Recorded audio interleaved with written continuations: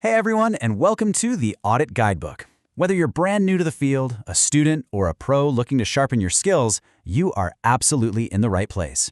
Because today, we're getting into the real nuts and bolts, the audit plan and the audit methodology. You know, a truly great audit, one that really makes an impact, it doesn't just happen. It's built, piece by piece, starting with a rock-solid foundation. And that's exactly what an audit plan is. It's the blueprint for the entire engagement. Get that right, and you're building something strong and reliable. So let's really think about this for a second. Have you ever wondered what the secret ingredient is? What's that one thing that takes an auditor from just being good to being truly great? It all comes down to one thing, a flawless plan. Seriously, it's not just about ticking boxes. It's about the strategy, the foresight, the careful construction that turns a routine check into something that delivers real value. So let's break down exactly how you build one. All right, let's start at the very beginning. Section 1. Defining the foundation. You wouldn't build a house on shaky ground, right? Same goes for an audit. The foundation has to be solid, and that means getting crystal clear on your objectives and scope. So what do we mean by audit objectives? Well, simply put, it's the why. Why are we even doing this audit? It's the finish line we're trying to cross. It answers the question, what do we need to figure out or conclude by the time this whole thing is over? That's what sets our entire direction. And this is a distinction that trips people up all the time, objectives versus scope. Here's the easiest way to think about it. Your objective is the destination. Let's say, assess compliance. The scope, that's your GPS route. It tells you exactly which roads to take, like focusing on fiscal year 2024 at the head office within the ERP system. One is the goal, the other is the boundary.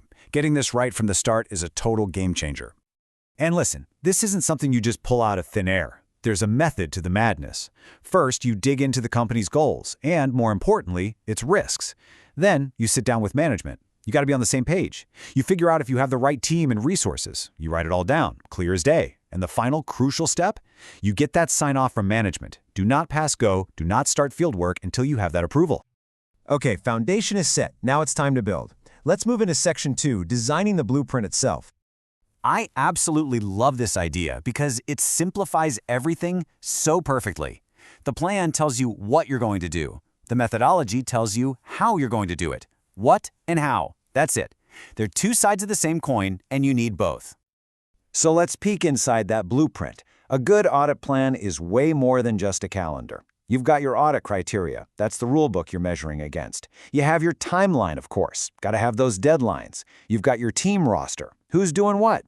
Super important is the risk assessment. That keeps you focused on what really matters. And don't ever forget the communication plan. Trust me, figuring out how and when you'll talk to management up front saves so many headaches later. So, right. If the plan is the what, then the methodology is the how. This is all about the specific tools and techniques you're going to use to get the job done, to gather and analyze your evidence. This is where we put on our detective hats. And we've got a whole toolkit at our disposal, right? Things like interviews, document reviews, data analysis, you name it. But here's the secret. Any auditor can list these methods. A great auditor knows which tool to pull out for which job. You know, a walkthrough is perfect to just understand the flow of a process. But if you want to find that needle in a haystack, that's when you fire up the data analytics. It's all about picking the right approach for the right risk, and of course making sure everything you do lines up with professional standards. Okay, enough theory. Theory's good, but seeing it in action is better. So let's get practical. Section 3, the blueprint in action. Let's imagine a pretty common scenario. We're tasked with auditing the loan management process at a microfinance bank. Now, this is a classic high-risk area, which means our planning has to be absolutely on point. So what's our goal? The objective is laser-focused. We need to assess if the controls over loan disbursement and repayment are adequate. See how specific that is? We're not just hunting for mistakes. We're judging the strength of the entire system. Next up, the boundaries, our scope. We're not boiling the ocean here. We're looking at loans from a specific 12-month period, January to December 2024, and only at 3 specific branches. Boom. That's how you prevent scope creep and keep the team from getting lost in the weeds. All right, so how are we going to do it? Here's our methodology. We're pulling out a few different tools from the toolkit. We'll review the actual loan files, we'll test a sample of transactions, we'll sit down and interview the credit officers, and we'll check everything against the bank's own rules. And finally, the plan ties it all together with a bow. We've got 2 auditors on the job, we've blocked out 2 weeks for fieldwork, and we've set a hard deadline of 10 days after that for the draft report. Now everyone on the team knows exactly what's expected of them and when. Okay, so you might be thinking, wow, that's a lot of work up front. And you're right, but let me tell you, the payoff is huge. Let's talk about that in Section 4, the payoff of planning. When you have a strong plan, everything just works better. You're guaranteed to be focused on the biggest risks, not chasing small stuff. It stops the dreaded scope creep in its tracks. It brings consistency to your work. And honestly, it makes you and your team look so much more credible.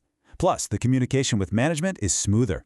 I promise you, every single minute you invest in planning pays you back tenfold during fieldwork. So at the end of the day, I want you to remember this. Your audit plan isn't just some boring document you have to fill out. It's your professional statement. It's your commitment to doing quality work, to being efficient, and to upholding the integrity of our profession. And that's a wrap on our deep dive into the audit plan and methodology. Thank you so much for joining me for this explainer on the Audit Guidebook channel. Hey, if you got some value out of this, do me a quick favor, hit that like button and subscribe to the Audit Guidebook channel. That way you won't miss what's coming next. And keep in mind, this is just one piece of the puzzle. Be sure to check out the other videos in our Module 1 series on the audit planning process to get the full picture. I'll leave you with one last thing to chew on. Having a plan is absolutely essential. We've established that. But we all know audits are dynamic. Things change. So the real question is, now that your perfect plan is in place, what's your plan for when the unexpected happens? How will you adapt on the fly? Something to think about. Thanks again for watching, and I'll see you in the next one.